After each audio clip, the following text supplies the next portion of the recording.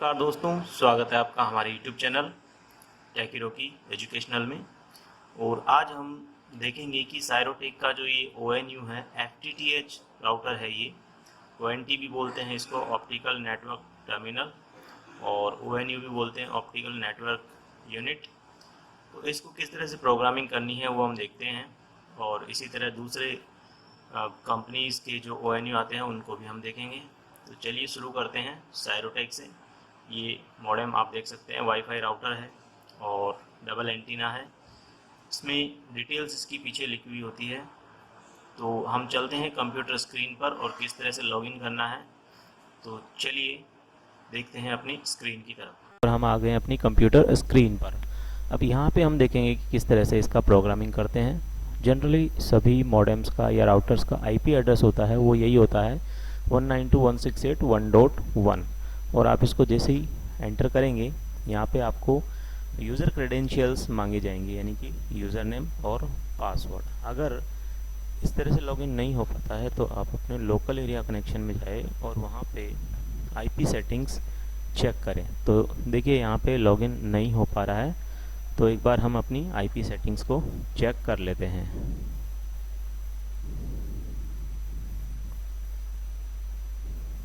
Local area connections, properties,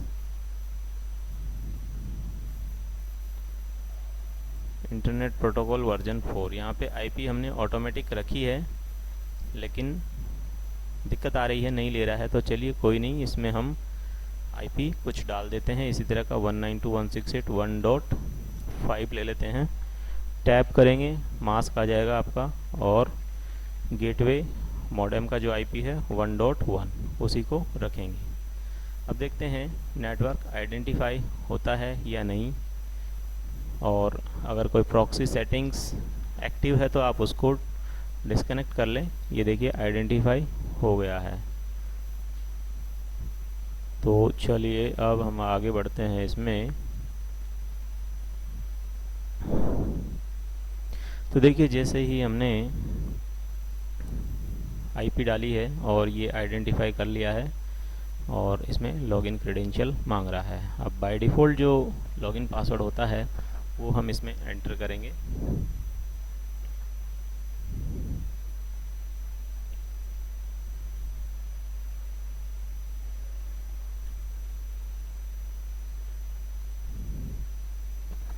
bad password, okay.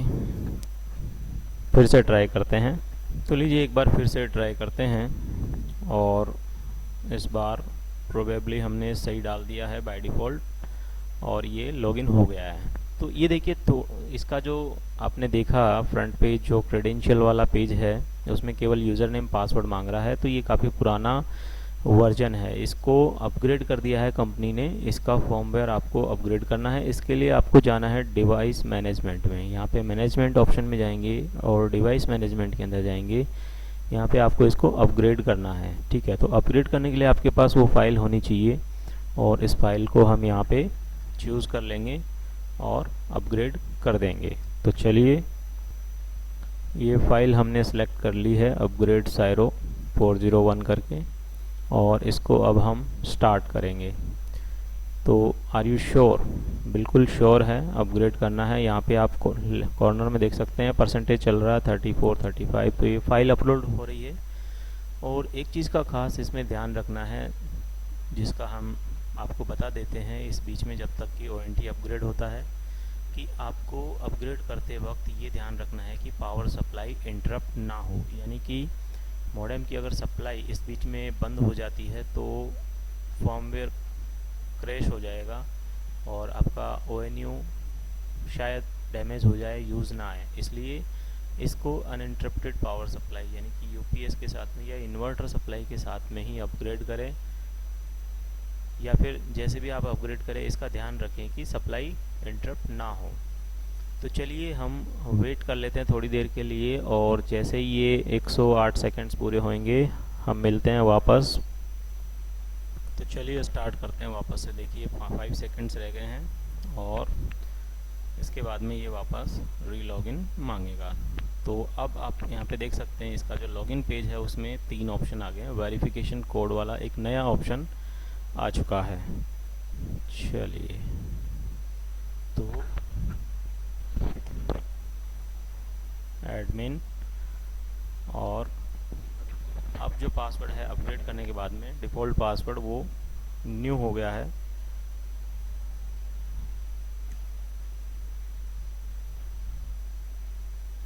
और यहाँ पे कैप्चा हम डालेंगे PUBSG।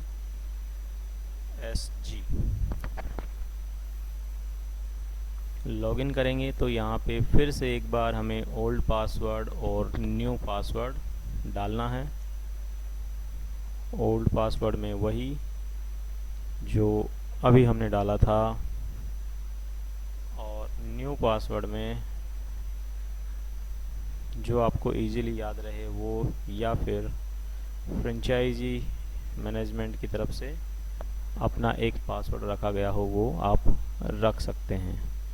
ये पासवर्ड चेंज हो गया है और अब फिर से न्यू पासवर्ड के साथ में लॉगिन करना है। ये पासवर्ड आपको यूज़र मैनुअल में मिल जाएंगे, या फिर आपको आपके जो भी वेंडर है, जो फ्रेंचाइजी ओनर है, वो आपको बता देगा, या फिर वो आपको खुद कॉन्फ़िगर करके दे देगा। हम यहाँ पे वीडियो में ओपनली नहीं बता रहे हैं ताकि सिक्योरिटी पर्पज़ से इसका कोई मिसयूज़ ना हो। आप हमें लॉगिन कर कमेंट करके पूछ सकते हैं, उसमें हम आपको पर्सनली रिप्लाई कर देंगे। ऑलराइट, तो यहाँ पे हम देखेंगे कि हम फिर से लॉगिन हो चुके हैं और फॉर्मवेयर हमारा अपग्रेड हो चुका है। अब इसमें नेटवर्क सेक्शन में जाना है जो कि हमारे काम का है, और इसमें VoIP सर्विस भी है, इंटरनेट सर्विस भी है। तो सबसे पहला तो जो सर्विस है उसको हम डिलीट कर देंगे डायल ऑप्शन से, और उसके बाद में ऐड न्यू वैन कनेक्शन इसमें जाएंगे। यहाँ पे हम आपको बता दें कि चाहे VoIP सर्विस हो या फिर इंटरनेट सर्विस हो, दोनों में ही रूट ऑप्शन लेना है, मोड जो है, और IPv4 लेना है। अब जो नीचे प्रोटोकॉल आ रहे हैं उसमें DHCP स्टैटिक और PPPoE है, वो आपको किस तरह से यूज़ करना है। अगर आपको इंटरनेट का कनेक्शन बनाना है तो PPPoE always on PPP over Ethernet बनाना है, और अगर VoIP वॉइस ओवर IP बनाना है तो स्टैटिक बनाना है। प्रॉक्सी को अनेबल नहीं करना है, नेट अनेबल रहेगा, और VLAN अनेबल करना है। तो चलिए, VLAN ID में आपका जो भी VLAN ID है, लाइक 1 to 7 प्लस जो भी होगा, 1 to 8 फर्स्ट कनेक्शन हम दे रहे हैं तो यहाँ से हम ले लेंगे। यहाँ पे कोई भी ऑप्शन सेलेक्ट कर सकते हैं। MTU साइज़ को कोई डिस्टर्ब ना करे, 1492 जो भी है वो रहने दें। यूज़र नेम आपका ISP प्रोवाइड कर देगा, जो भी इंटरनेट सर्विस प्रोवाइडर है, चाहे BSNL हो या कोई और फाइबर सर्विस प्रोवाइडर हो। पासवर्ड भी आपको वहीं से मिलेगा, और सर्विस नेम में आप कुछ भी डाल सकते हैं। चलिए, तो auto connect and service type internet यहाँ पे आप सेलेक्ट कर लेंगे, और इसको हम सेव कर देंगे। User name password is null, okay. तो यूज़र नेम पासवर्ड ऐड करना ज़रूरी है। चलिए, कुछ डाल देते हैं फ़िलहाल ऐसे ही, और सेव कर देते हैं एक बार। यहाँ पे आपको अपना जो ISP के द्वारा दिया गया यूज़र नेम पासवर्ड ही डालना है, और हमारा कनेक्शन ये बन जाएगा। इसको आप चेक करने के लिए स्टेटस में जाके यहाँ पे वैन कनेक्शन इन्फो है, वहाँ पे देख सकते हैं इंटरनेट RVID 128, और ये आपका कनेक्शन बन गया। यहाँ पे स्टेटस डाउन है क्योंकि हमने पासवर्ड गलत डाला है, यूज़र नेम गलत डाला है, और अभी हमारा PON या लाइट भी नहीं आ रहा है। उसके बारे में आगे डिस्कस करेंगे। चलिए, वापस चलते हैं नेटवर्क में, और यहाँ पे फिर से हम एक और कनेक्शन क्रिएट करते हैं, ऐड न्यू वैन कनेक्शन। जैसा कि यहाँ पे रूट ही रहेगा, IPv4 ही रहेगा। अब बात करते हैं VoIP सर्विस के लिए। उसके लिए स्टैटिक ऑप्शन सेलेक्ट करना है, अनेबल करना है। VLAN जो भी आपका ISP प्रोवाइड करेगा, जनरली यहाँ पे 1830 है, तो वो आप इसमें एंटर करेंगे। IP भी आपको जो ISP की तरफ से मिल जाएगा, तो वो IP यहाँ पे आप डाल सकते हैं, मास्क एंड डिफ़ॉल्ट गेटवे। इसके बाद में प्राइमरी DNS और सेकेंडरी DNS आप इसमें सेलेक्ट कर लें, और यहाँ पे वॉइस सेलेक्ट करें, और सेव अप्लाई कर दे। अगेन आईपी एड्रेस 00 है वो अनअवेलेबल है, तो कुछ भी आप यहाँ पे फ़िलहाल हम डाल देते हैं। ओके, तो आईपी एड्रेस यहाँ पे आपको सही डालना है। ये सिर्फ लर्निंग पर्पस से आपको बता रहे हैं। चलिए, ये कनेक्शन भी बन गया। अब आप यहाँ पे देखेंगे एक इंटरनेट और दूसरा वॉइस का कनेक्शन बन चुका है। स्टेटस में आप दोनों चेक कर सकते हैं। वैन कनेक्शन में ये आ गए यहाँ पे। तो ये दोनों ही कनेक्शन डाउन दिखाएगा फ़िलहाल, क्योंकि पैरामीटर्स हमने सही नहीं डाले हैं। चलिए, अब आते हैं नेटवर्क में वापस से, और लैन आईपी एड्रेस है यहाँ पे। इसमें आपको कोई छेड़छाड़ नहीं करना है। फिर भी अगर आपको ज़रूरत लगे तो आईपी बदल सकते हैं।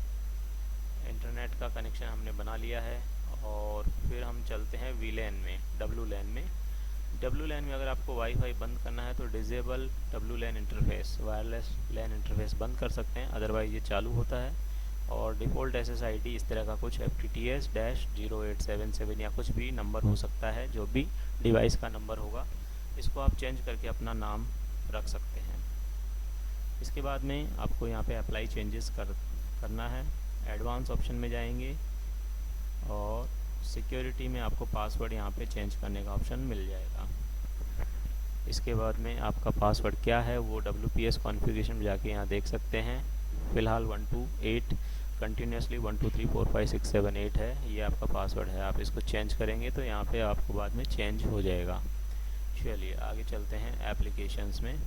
एप्लीकेशंस में यहाँ पे आपको UPnP डिजेबल रखना है और VoIP में कॉन्फ़िगरेशन करना है। VoIP का आपका जो ISP है वो प्रोवाइड कर देगा। ये सर्विस आपको मालूम होगी अगर आप ISP साइड से हैं या फ्रेंचाइजी साइड से, तो ये आप इसमें 1 2 3 4 और 5 जगह पे एक ही IP एंटर करना है। सेकेंडरी SIP प्रॉक्सी में कुछ नहीं डालना है। और यहाँ पे लाइन 1 अनेबल करते हुए यहाँ पे आपको आपका जो भी टेलीफोन नंबर अलॉट हुआ है विथ STD कोड, और स्टार्टिंग में 0 की जगह 91 यूज़ करना है। 91 और STD कोड जैसे आपका कुछ भी 1 2 3 4 और 6 डिजिट का नंबर होगा वो आपको लेना है। इस तरह से टोटल आपका हो जाएगा ये 12 डिजिट का नंबर। इसी को आपको 3 जगह पेस्ट करना है। कॉपी पेस्ट पेस्ट और सेव अप्लाई कर देना है। ये आपकी सेटिंग्स यहाँ पे सेव हो गई, और यहाँ पे IP आपको डाल ही लेना है।